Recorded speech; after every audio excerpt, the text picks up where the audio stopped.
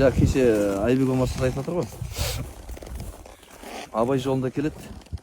Құнанбайдың атшабарлары ше, Майбасар, Жұмағұл, тағы бір кісі бар. Бұлар Құнанбай аға сұлтан ғой. Ол Майбасарды бір ауылға жіберген кезде мәселе шешіп қайту керек ол. Оған Құнанбай айтады, бұлай болсын, осылай болсын, мынандай болсын деп тапсырма береді. Барғаннан кейін анауылдың адамдар басқаша әңгіме айтып кетуі мүмкін ғой. Бірақ мәселені шешіп қайту керек та Майбасар. Сондықтан ол көбінесе олар Құнанбайдың тапсырмасымен ел, ауылдарды аралап көп жүреді екен. Көбінесе өмірлері байқұстардың аттың үстінде өткен ғой, өмірлері олардың ше. Құдай рахметін алсын. Майбасар бірге жатыр ғой неде? Ақшоқыда Құнанбаймен.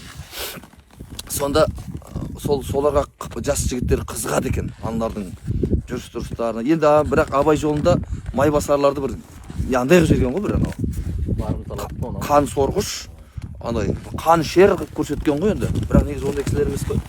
Сонда анау сол жігіттердің жүріс-тұрысына қызыққан кейбір жастар келіп сұрайды екен.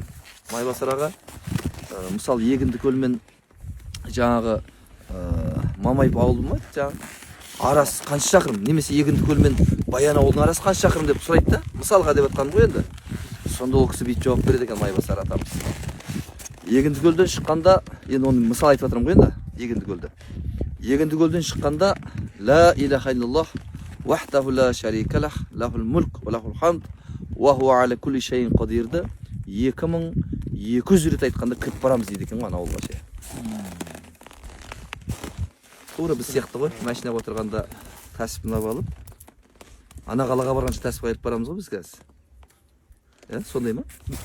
Или анау қосып қойып, діккіс. Сонда олар, енді мен осыны кейін түсіндім ғой, Айбексас.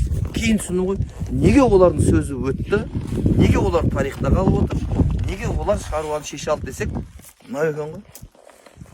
Жәндегі аузы зікірден босамаған ғой.